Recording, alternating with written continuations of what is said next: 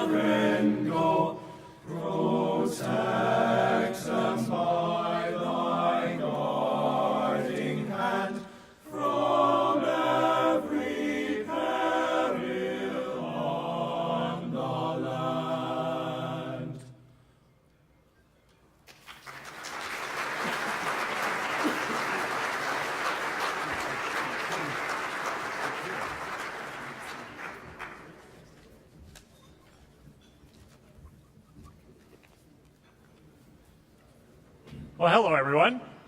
Hi. Thank you for coming. My name is Rick Lawrence. I am the Vice President of Naperville Responds for this year. I'm also a proud Air Force veteran. And I have the honor today, thank you. I have the honor today of introducing our colors. So if you would please stand if you're able and remain standing until the colors leave.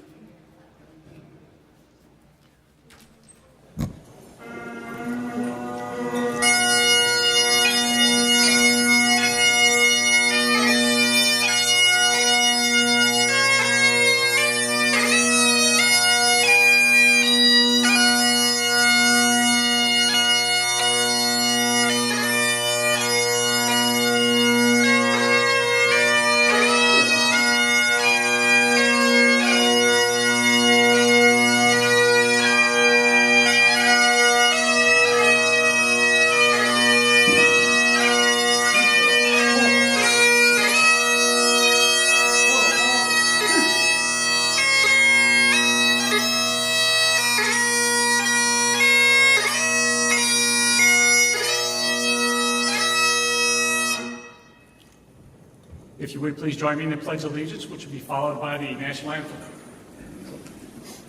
I pledge allegiance to the flag of the United States of America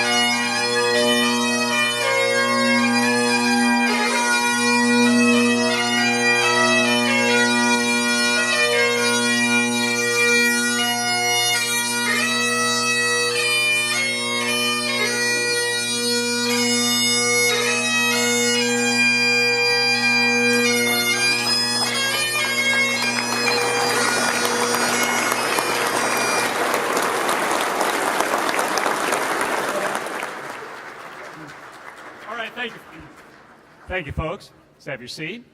And now I get to introduce the president of Naperville Responds, Ben Churchwick. Thank you, Rick. Welcome, everybody, and thank you again for being here today at our 9th annual Strength Honor Luncheon. And we're once again happy and grateful for having the Marmion Boys Choir here today. They've done an excellent job.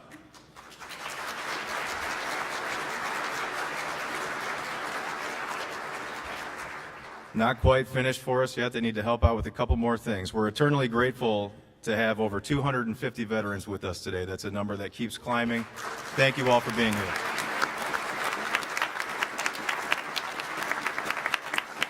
If we could, we'd like to introduce and honor each one of you per branch. If you're able to stand, please do so. Otherwise, raise your hand if we can see all of our Army veterans.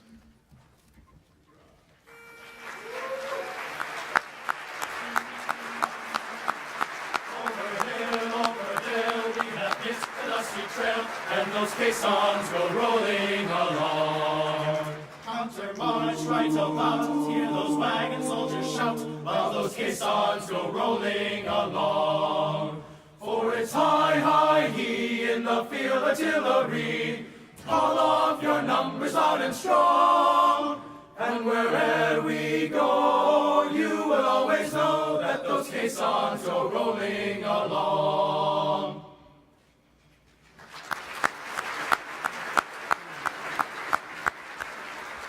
Next, our Marine veterans.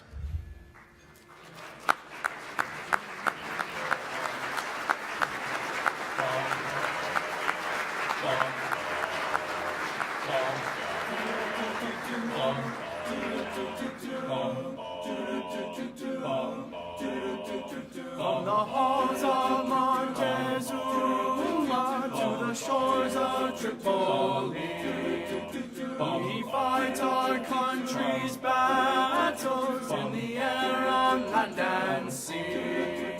First we'll fight for right and freedom, and to keep our honor clean. We are proud to claim the title of United States Marine.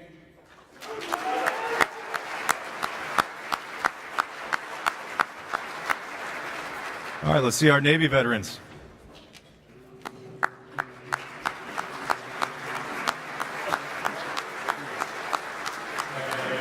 Anchors away, my boys, anchors away.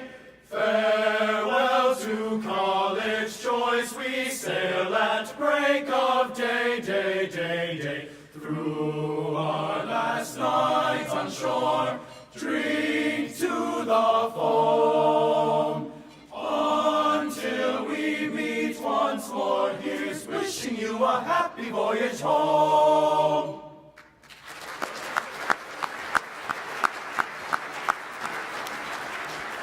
All right, our Air Force veterans.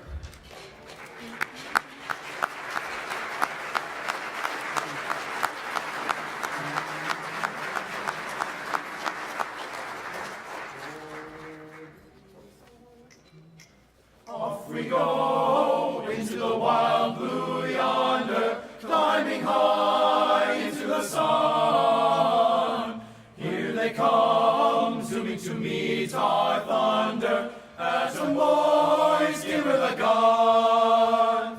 Down we dive, spouting our flame from under. Off with one hell of a roar.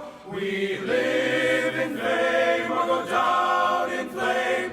Nothing can stop the U.S. Air Force.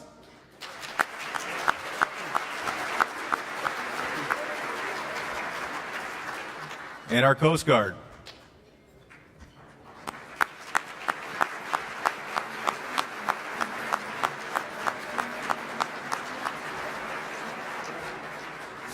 Apparatus is our guide, our fame and glory too. To fight, to save or fight and die, aye, Coast Guard, we're all for you.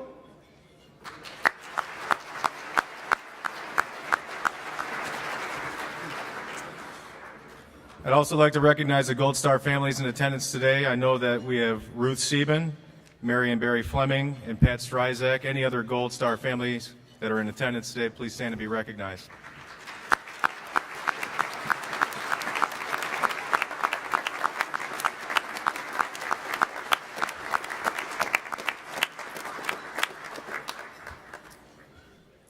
Any Blue Star family members, denoting folks with family members that are currently serving, please stand and be recognized.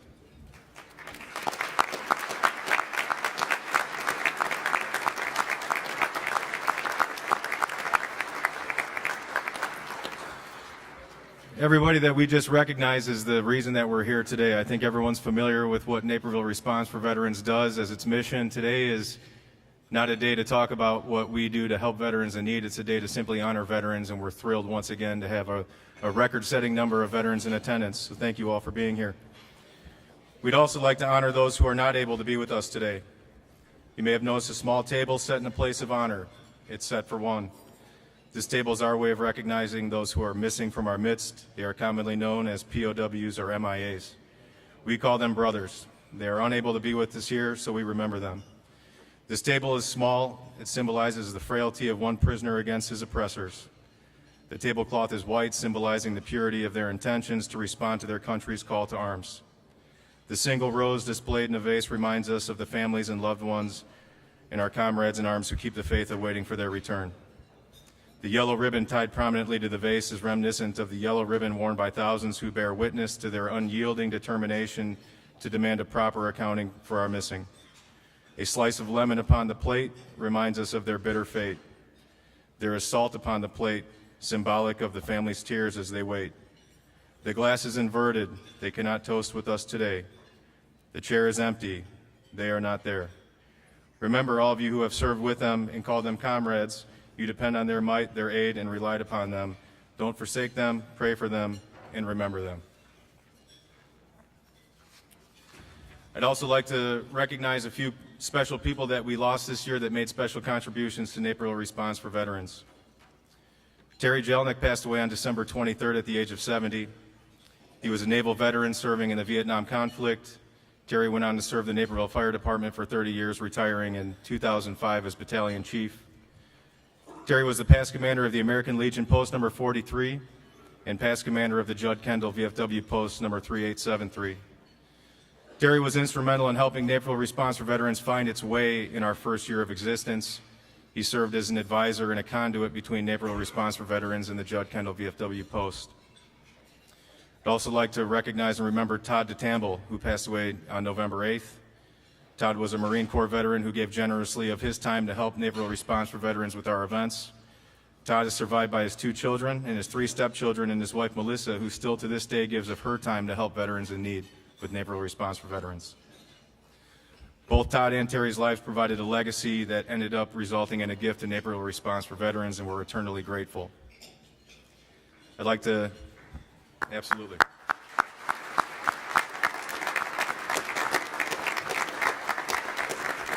I'd like to now introduce Brendan McCormick, who is our events chairperson and has held that position for the last 3 years. We lost one of our own board members this year, and Brendan right now would like to say a few words. Thank you, Dan. Good afternoon, everyone. It's an honor for me to stand here today on behalf of the organization to pay tribute to my good friend and fellow board member, Jeannie Murphy Middle. A little over 3 weeks ago, and after years of treatment and putting up a brave and difficult fight, Jeannie succumbed to that terrible disease, cancer. On that day, we lost a great friend, leader, and tireless worker. I know I speak not only for myself, but also for our organization in saying how much respect we had for Jeannie, not only as a good person, but also as a dedicated servant to Naperville Responds for Veterans and to you, our veterans, that we serve. As she battled through many, many treatments for the disease that finally took her life, she continued her tireless work of serving our organization as well as you, our veterans. There were times when I would see Jeannie at our board meetings or at an event meeting, knowing full well that she wasn't feeling good. And yet every time we asked for a volunteer to help out with an event or a project, Jeannie's hand was always up. I had the pleasure back in 2016 of co-chairing our Cheers for Our Veterans event with Jeannie, so I got to know Jeannie very well during that year and before that. I can tell you it would not have been the huge record-setting success that it was that year if it would not have been for Jeannie's leadership, creativity, and untiring effort. This was the same enthusiastic support and effort that she put into every task she signed up for. She lived, breathed, and supported our mission statement, and always knew full well why we were all here, to serve veterans in need. I think one of her proudest moments had to be when our organization presented Jeannie with its most coveted award. And my guess is that her dad, Philip, a veteran himself who passed away in the past year, was prouder than Jeannie. In closing, I would like to leave you with a couple of remembrances about the character traits that speak to Jeannie Murphy, the one that we all knew and loved. I teach at a private academy in the city, a middle school for young men, and we try to instill in them at least 3 traits, 3 of which are very important: to show kindness and respect for others, to give back to others, and to, if at all possible, create a legacy. And I'd have to tell you that Jeannie represented all 3 of them very, very well for all of us. You will be greatly missed, Jeannie. Please rest in peace. We loved you. Thank you.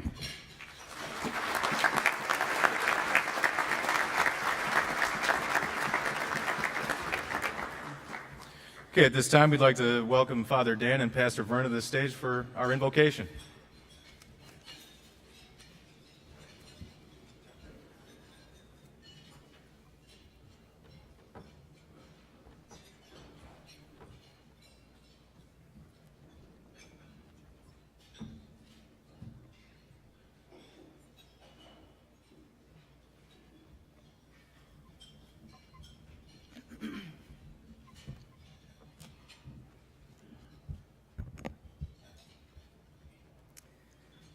Good afternoon, and thank you for the privilege of joining you today and offering the invocation. Let us take a moment in silence together to invite the Spirit of God to be present with us today. Let us pray. God of compassion, watch over our veterans in recognition of their loyal service to our nation. Bless these men and women of courage and valor with a deep and abiding understanding of our profound gratitude.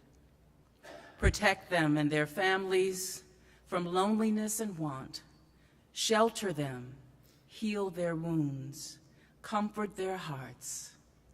Grant them lives of joy, bounty, and peace. God of dignity and strength, as we gather at this luncheon to express our appreciation to our veterans, we ask your blessing on this occasion as we acknowledge and honor the exceptional work of Naperville Responds for Veterans.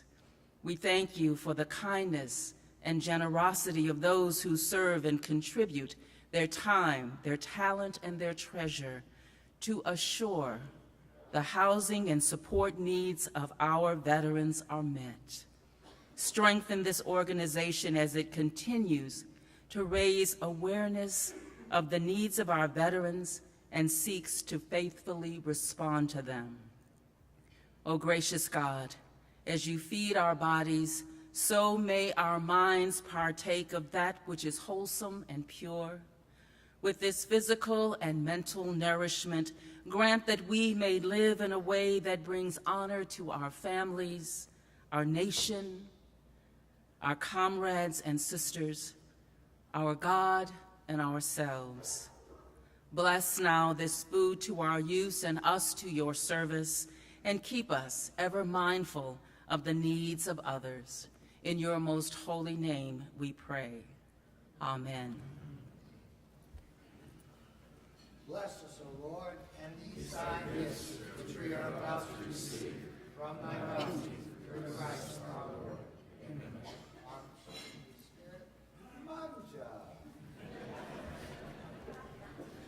Thank you, everybody.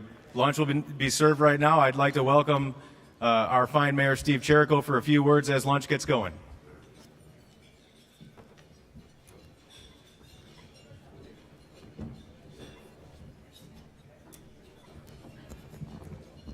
Great job, gentlemen.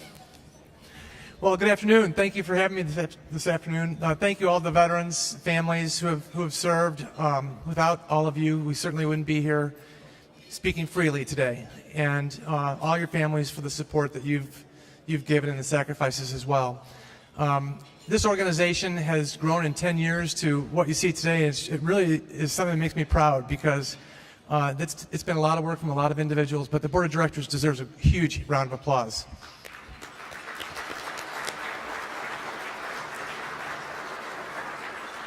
About a week ago, I received an email from an individual who had moved to Naperville recently, and he said that the city of Naperville should be involved with housing for veterans. And I said, well, it's really not something that's in our kind of core mission as a government, local government. I know there's federal assistance and state assistance, but cities don't really get involved with that. But I did say that we have an organization and others. I mentioned Naperville Responds For Veterans. That was their exact mission that he was speaking of. And I suggested this luncheon, so he might be here today. I don't know if you're here, but in any event, I spoke to him about this organization, and it made me think about that without organizations like this one here, that really would be a gap in our services for our veterans. And so the work that you guys are doing is so critically important to make sure that we take care of the people who have sacrificed so much for us. So again, thank you to the veterans, your families, and the board of directors, and all the members who have given over the last year or more, and members of the public who have supported this organization financially and other ways to make sure that we can provide this. Thank you so much.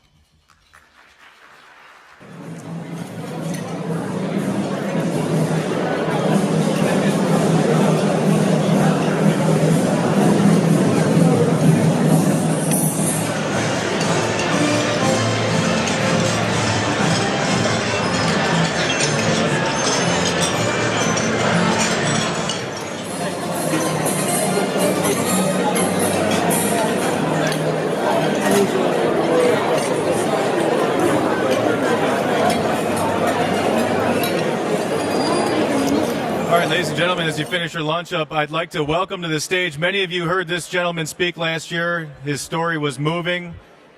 Mr. Mike Barber is going to come up on stage right now and introduce our featured speaker for today.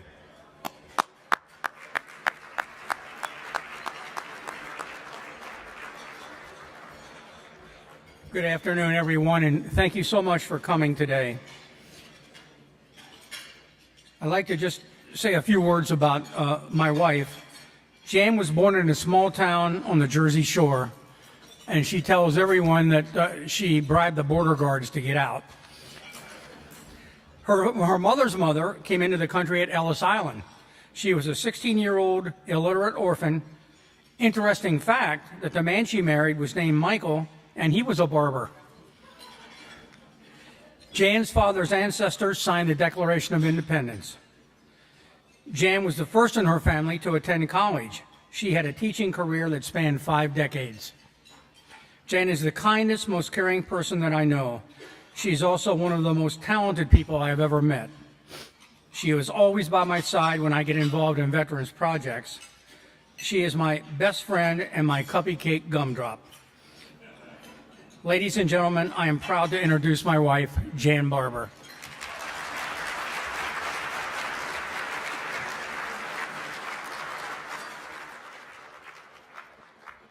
Am I on? First of all, I want to thank all the people of Naperville Responds for giving me the opportunity to spend an afternoon with some of my favorite people, veterans and the people who love and care for them. About a little more than 7% of the country's population is made up of veterans.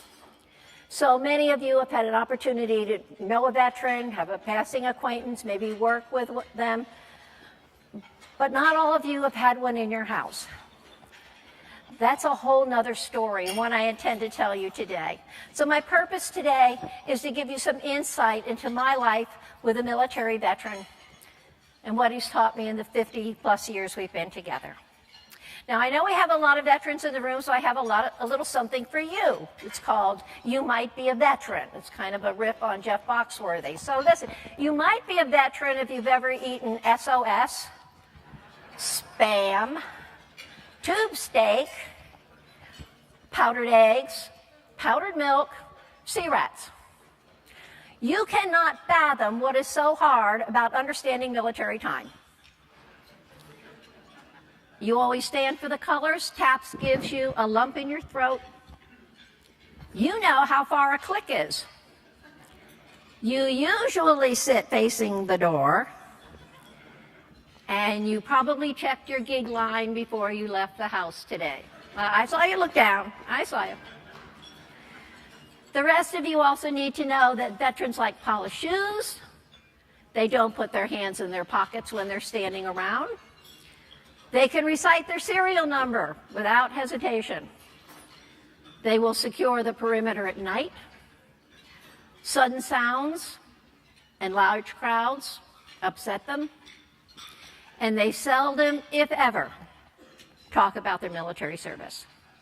Well, that's what I know to be kind of generally true about veterans. But for the rest of my time with you, I want to share the experience that are uniquely mine, but may sound familiar to some of you and may come as a surprise to others. So any good story starts at the beginning, and that's where I'm going to start. People who know us know this story, so you're going to have to sit through it again. Memorial Day weekend, 1967.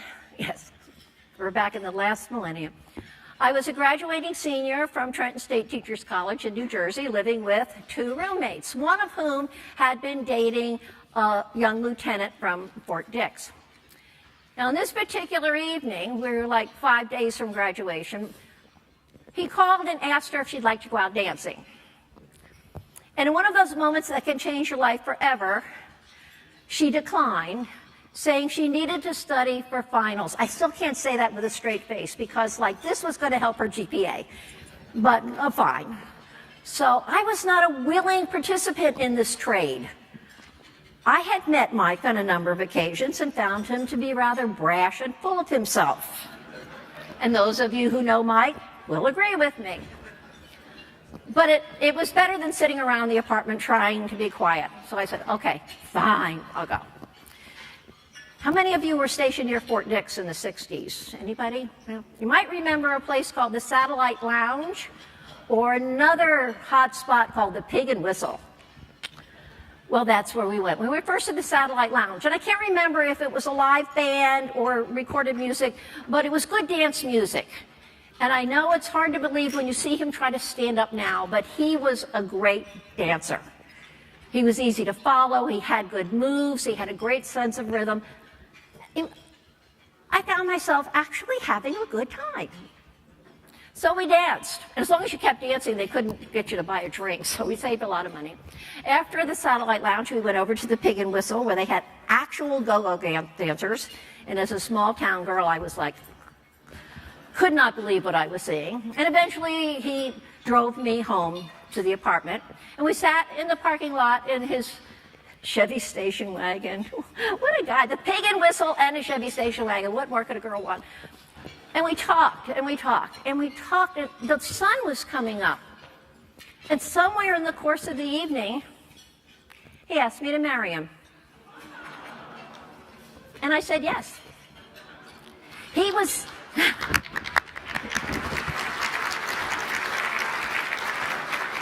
He was the only man who'd ever said he loved me. And I was facing a career teaching in a residential school for the deaf. My chances of ever meeting another eligible bachelor were slim and none. So I said, fine, let's do it. They sent him to Fort Sill for some training. We were officially engaged in August, and of course, typical Army, a few days later, got his orders for Vietnam. He came home from his additional training in around Thanksgiving time. And at Thanksgiving time, we decided we were going to get married before he left. And this was against the advice of everyone we knew. Your mother should see us now. So we knew we were going to do it before he left, and he was going to leave on the 28th of December. So it was kind of Hi, what are you doing Saturday? Okay, we'll meet you at St. Joe's. We were married on December 9th, and it was pretty good job there. And 19 days later, we made the trip to the airport to say goodbye. And we talk about it now. Neither one of us knew if we would ever see each other again. And as so many of you who have gone through a deployment, that's the thought you have when you say goodbye. I don't know if I'll ever see you again. But there was one other thing that we did not know at the time. By mid-February, my weight had dropped to 88 pounds. All kinds of tests. And finally, somebody got the bright idea. There was another casualty of the war. The rabbit died. You younger people can Google that and find out what that means. We didn't have those little sticky things then. For a year, we built the foundation of what would be our life together on little sheets of writing paper that traveled around and back. Our hopes, our dreams, where we would live, how we would make a living, what we would name the baby. But we did our year, and it was time to come home. Once again, the trip to the airport. The funny part was I wasn't sure I'd recognize him. He'd been away longer than we'd been together. So I stood at the end of the gangway. This is when you could go to the arrival gate before they stopped letting you do that. And I watched as each person got off the plane, watching each face. And then I saw it. This bronzed Adonis, 35 pounds lighter than the last time I saw him, in a starched summer uniform, carrying this big, stupid, stuffed dog. And I knew right then and there, I wasn't sure if it was Mike or not, but that dude was coming home with me.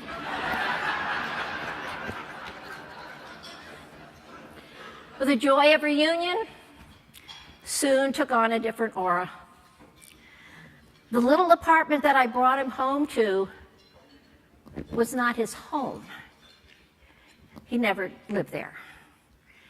Everything from the furniture to the pictures on the wall to where I hid the coffee cup and the address and introducing him to his beautiful baby girl. It's all new. It all had to be adjusted to. It all had to be learned again. And then there were the nightmares. Mike had been in a firefight just 3 days before he left Vietnam. So there wasn't a whole lot of time to reacclimate to civilian life. And there were nights when he was very restless, and I knew he was somewhere else. And on those nights, I would take my pillow and go into our baby girl's room, put it on the floor next to her crib and sleep there, just in case he woke up and didn't recognize where he was or who we were. There was temper, frustration, anger, flashbacks, nightmares, depression, denial, panic attacks, hypervigilance, risky behavior, aggressive driving, and sometimes thoughts of suicide. But we didn't talk about it.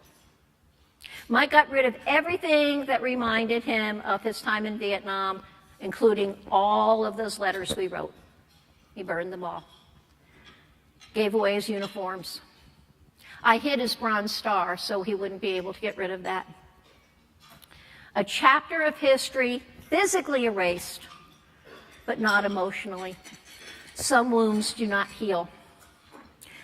There were times when it got so bad, I would lie in bed at night and plan how I would leave him. I would probably pick a time when he was out of town. I'd have to explain it to Jackie. I'd go to the bank and get cash so he couldn't trace my credit card. I'd go to the train, so I'd leave the car behind, and I would go, where? Where would I go? I still needed to protect Mike. I didn't want anyone to know that there were problems, so I stayed. For 30 years, I stayed and fought my own battle, trying to keep Mike and the family together. In 1994, another moment that kind of changes the way you think of things, Mike was approached about joining the VFW. And at first he declined, but Bill Clinton was in the White House and he thought it was a pretty good idea at the time to get involved with a military organization. He began to start to see a light, to not be ashamed of his service, as so many Americans believed our Vietnam veterans should be. We're druggies, baby killers, losers. You remember how our guys were treated. During a job interview, Mike was sitting there with the HR person who was going over his resume and looked up at him and said, "Why would you ever include your military service on your resume?" It was not a good time in our country, but at the VFW, the legend of a bunch of old men sitting around drinking, telling war stories, we call that therapy. It was the one place where you could talk about what you saw and what you did, and no one judged you. Mike would see a guy with a Vietnam veteran's hat on and now go up and say, "Welcome home, brother. When were you there?" Because nobody said welcome home when they really came home. The first time Mike marched with the veterans in the Memorial Day parade, he cried the entire route. Parade goers would stand on their feet and applaud, and little kids waving flags. Some of our friends would shout out his name or even run out into the street and hug him and give him a kiss. It was the beginning of putting a life back in order. They were now beginning to be recognized and respected and honored that they so richly deserve. The healing had begun, but this would be a very long process. And after years of denial, in 2010, Mike was finally diagnosed as 70% disabled with PTSD. Now, what that means is, mathematically, is out of 10 days, you'll get 3 kind of normal days, but they won't be all together. You'll get 20 minutes here, a half hour there. Maybe you can put together 1 or 2 hours. Those are usually when he was sleeping. But with PTSD, the trauma stays. It doesn't go away. We had also reached a point in our life where we're a little more reflective. Our daughter was happily married. We were retired. And the things that had kept us so focused on just staying alive began to drift away. And we became more focused on how we would get better. Veterans become sentimental and melancholy at this point. What happened to the men I served with? Why can't I remember their names? Why did I survive and they didn't? There's no cure for PTSD. And it's not new to those who have borne the battle. Shell shock, battle fatigue, fog of war, Gulf War syndrome, the 1,000-yard stare. It's a condition that dates back to the time of the Greeks and Romans. But it lives in the hearts and minds of our veterans. So what's it look like to live with somebody who has PTSD? Imagine you are in a vehicle, strapped in, traveling 75, 80, 85 miles an hour through bumper-to-bumper traffic, weaving in and out, knowing full well that the person at the controls has been labeled by your government as unstable. You also might have heard this: "I am not letting that SOB get ahead of me." Leaving the house, I realized, is an op. It's not just leaving the house. There's an op. There's an estimated time of departure, but you better be ready before that because you'll probably have to leave earlier. Everything is down to a last detail. We put the GPS, load the address in the GPS. We print the MapQuest maps. Now we have the nice lady on OnStar who helps us. We will not tolerate delays. Nothing will get in the way. You can put a ruler on the map, draw a line, that's where we're going. And the major goal is to beat the GPS time of arrival.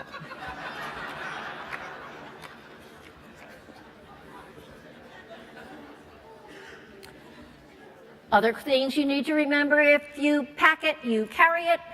Potty stops will be completed at a dead run and timed. It's no such thing as spur of the moment. Oh, honey, that looks like it would be a nice place to stop. Oh, my God. That's the first time I saw that. Your mother should see me now. I think I could take her. When Jack was a teenager, I once heard him scream at the top of his lungs, "I will not have temper in this house." Too late. One of my favorite conversations with him is, "Mike, why do you have to disagree with everything I say?"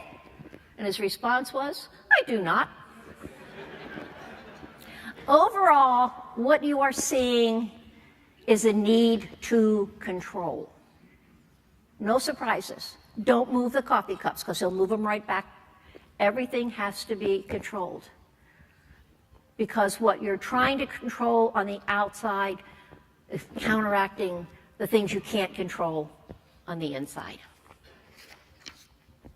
We are so fortunate to have so many facilities around here in this area to help. One that we've been using for some time is the Vet Center in Aurora, and I know a number of the people from the Vet Center are here today, and thank you very much for being there for us. They have so many wonderful activities. While it's a part of the VA system, what happens at the Vet Center stays at the Vet Center. And at one point we were attending a couples counseling of Vietnam veterans and their wives, and the impact of PTSD on a marriage. And one woman there, and I'm not sure if she was the second or third wife, but her husband had just finally been diagnosed as 100%. And I asked her, "How did you feel when you got the diagnosis?" And without a minute's hesitation, she said, "Relief, because it wasn't my fault." And that is an easy trap to fall into when the person you love most is going to pieces in front of you and you want to make it better. Because it's not your fault. It's not your fault any more than it's their fault. It just is. You cannot do this alone. You must have help. Mike's year in Vietnam will always be with us. Sounds, movies, songs can all trigger flashbacks and nightmares. Recently, Mike was talking in his sleep, and I realized that he was calling in air support for his compound, which was once again being overrun by Viet Cong. It doesn't go away. There's a song in Les Mis, "Empty chairs and empty tables." He doesn't like that. The cannon fire in the 1812 overture can send him in a panic mode. And on a recent trip back east, a trip we've taken many, many times, driving through the tunnels of the mountains of Pennsylvania, it's a lovely drive, he had a panic attack. Trust me, that is no place to have a panic attack. We don't go to fireworks displays, and I've been known to chase him down the streets of the neighborhood when some knucklehead sets off M80s for no particular reason at all. Helicopters overhead will stop him in his tracks. And 2018 was a very difficult year for us. It marked the 50th anniversary of his year in Vietnam, and every time we turned the calendar, there was another date that took him back there. Each day on the calendar evoked old memories and new challenges. But now we do talk about it. As I said last night to a group, and sometimes the neighbors even hear us talking about it. Not all wounds receive Purple Hearts. Not all wars have endings. Today, most of our hurdles are health issues. The results of his exposure to Agent Orange continue to affect our lives more than 50 years later. In 2007, he was hospitalized near death with a condition called ITP. idiopathic thrombocytopenic purpura. It's amazing what you can learn at WebMD at 2 o'clock in the morning. His immune system decided to attack his platelets, and by the time he was administered, they had to count his platelets by hand. He was not clotting at all. Ironically, now he takes a blood thinner because after several bouts of DVT and pulmonary embolism, there is no family history. We can only assume that the anomalies are caused by his exposure to dioxin. Today there are 15 medical conditions that are attributed to exposure to Agent Orange. I urge all Vietnam veterans, if you have not been screened, please do. Of the 2.5 million Americans that served in Vietnam, only a third are left alive today. Mike's become very involved in learning as much as he can to help other veterans. It's his purpose, his passion, and our salvation. We also so admire Naperville Response and what they selflessly do to help veterans in need. We're thankful, too, for the opportunity to help share and educate what it means to live the life of a veteran. Now, on your tables before you, you see little blue dog tags. I encourage you to take them with you. They have the number of the Veterans Crisis Line. They also have the text and the website. If you don't think you'll use it yourself, there may be someone else in your life who needs it. If you feel there's something wrong, you're probably right. We beg you to help us find these people. As I said, 7% of the country are veterans of all eras. Their suicide rate is 20 to 22 a day. We're not finding them. So we're asking you to help reach out to those people. In closing, I'd like to leave you with a poem by Rod McEwen. And those of you who are as old as I am remember who Rod McEwen was. He was kind of the poet laureate, deep thinker.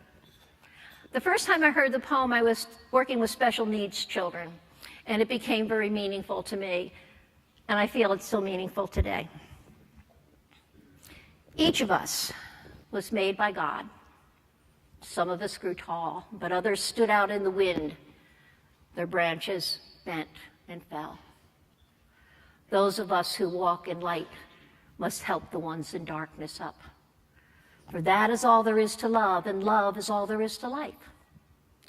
Each of us was made by God, beautiful in His mind's eye. Those of us who turned out sound must look across our shoulders once and help the weak ones to their feet. It only takes an outstretched hand. Thank you for listening. God bless you, and God bless America.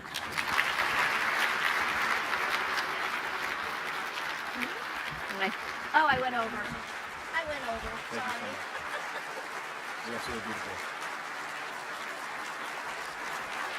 Jan Barbour. Jan, we're going to need you to stay up here for just one moment.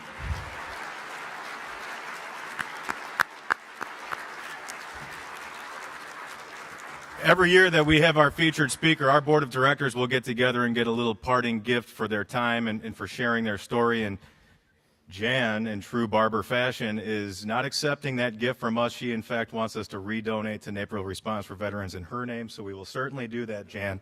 Thank you very much. Thank you. We do have one memento, though. And I don't want to get thrown off the stage, so I'll let you open that. This is from your lovely husband, Mike. Are these clean? Put together a little... Just talk among yourselves. We'll be...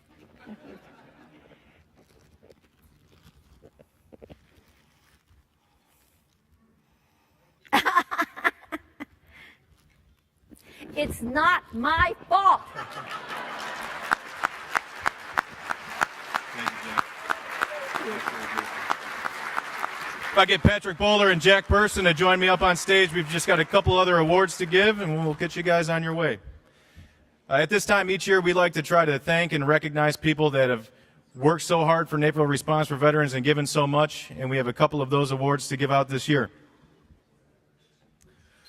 Unfortunately, our first recipients aren't able to attend today, but Buzzy and Darlene Nelson with DLN Floral every single year donate all of the corsages that we're able to give to our veterans, and I think to date they've done over 1,000 of them for us. Again, they weren't able to be here today, but I would like to recognize Darlene and Buzzy Nelson and DLN Floral for their continued support.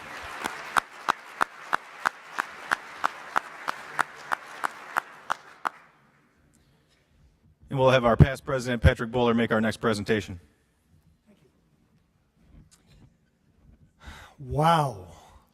I mean, we're going on our 10th year. This is absolutely incredible to see what's going on here with this organization. When we started, we were kind of fumbling around trying to figure out which direction we would go. And I got to tell you, with the support of this town, one of the best towns in America, by the way, Naperville, very patriotic. How about it? And the surrounding communities around us, this has just been absolutely incredible. I really need to ask all of the board members from this organization that put this stuff on every year and volunteers to stand up. You deserve it. Stand up. They're all out there. Come on. Stand up. There they are. Look at them all. Yeah.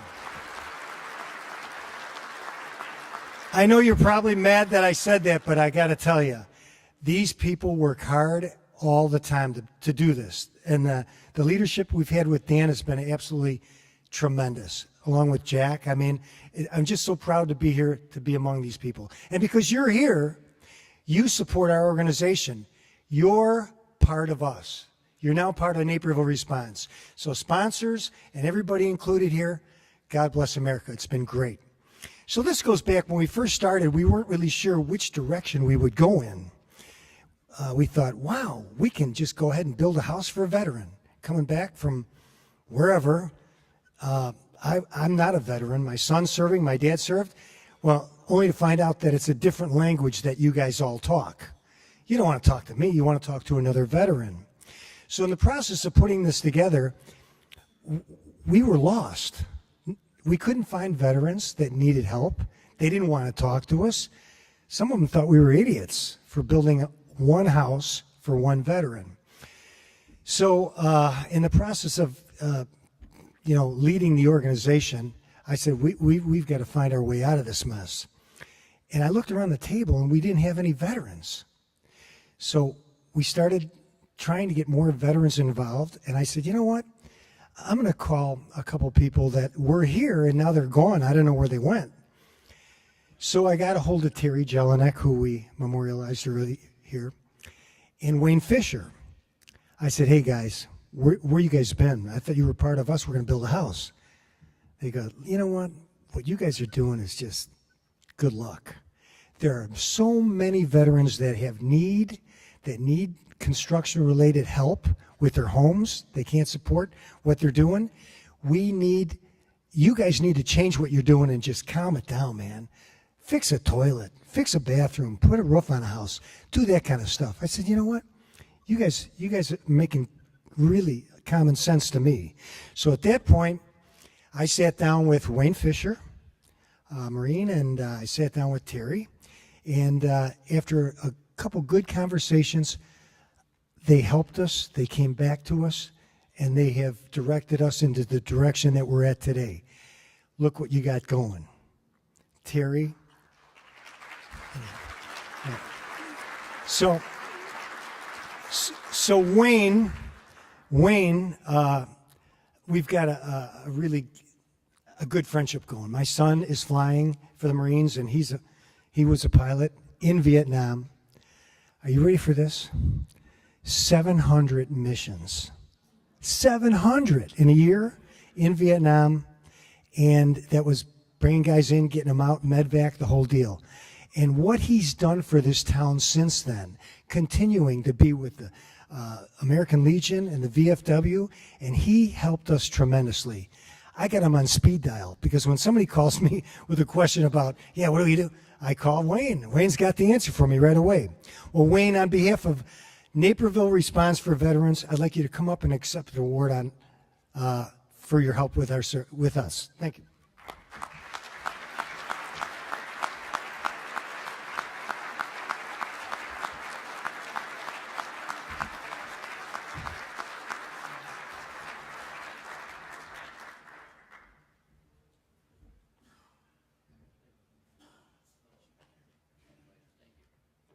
got you. You sure do.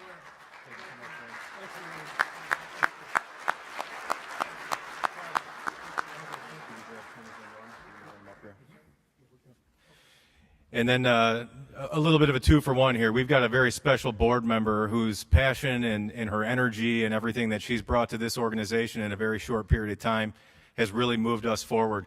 This young lady has been instrumental in helping us form our new chapter, the next chapter in Lake County. Lake County Responds for Our Veterans is up and running as of January of this year. And I want to recognize both Tina Abaticola, who is on both boards of directors, and Norm Gann, who is the president up in Lake County. Your guys' energy, your guys' commitment, the example that you guys set for service, please come up.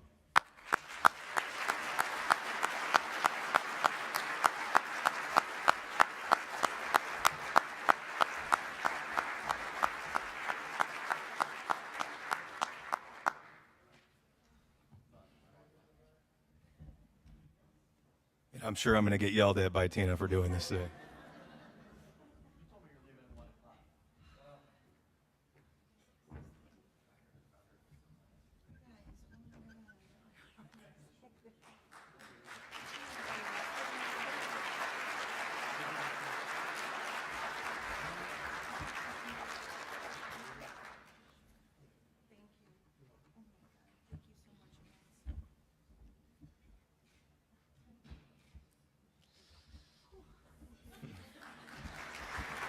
All right, just a couple of quick housekeeping items. As each veteran came in today, you got your raffle ticket. We're going to pull some tickets right now, so if you've got those things at the ready. I got my gift certificate runners up here. I'd like to give a special thanks to the Legion Riders and Tom Dillon for making a contribution to our giveaway today. So as I pull your name, just raise your hand and we're going to have a runner come out and give you your certificates here if we could. I believe so. Everyone's got their tickets at the ready? All right, the first one is 558568. We got a winner. Next one is 558374. We've got a winner.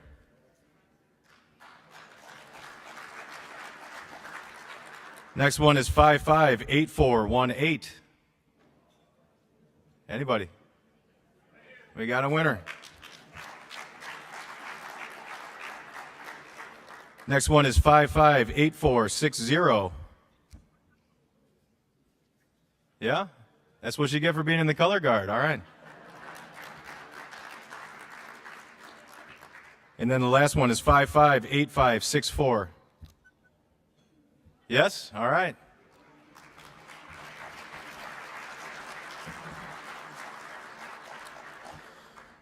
All right, ladies and gentlemen, we're on a quick program today. So, again, thanks for coming out. I want to give a couple of special thank yous to the planning committee that helped put this together. Chris and Dave Ramke, Brendan McCormick, Jan and Mike Barbour, Marty Barnacle, Joe Ordnick, Tim Pennick, as always, our man on the controls over here. Meg Landek and Becca Wiley, you guys continue to do all the heavy lifting, and thank you so much. I'd also like to thank Steve Hall with Event Technology. Steve Hall graciously donated the AV equipment for today's event. Thank you guys very much.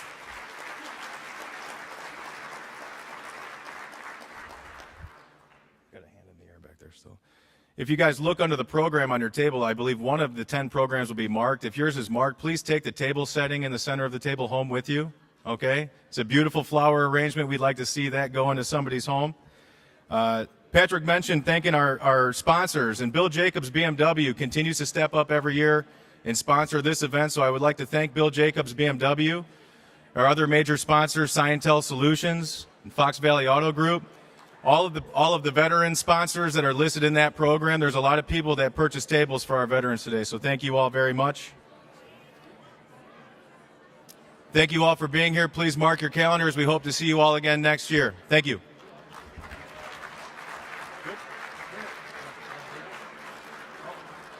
I would be remiss. One more thing. We need to conclude with with God Bless America. And I'm off because we don't have our friend Joe Modaff here with us today. So if we could all stand in the spirit of Joe Modaff, join hands. Pat Buller's in singing voice is going to lead us here. No, we got the Marmion guys. Yeah.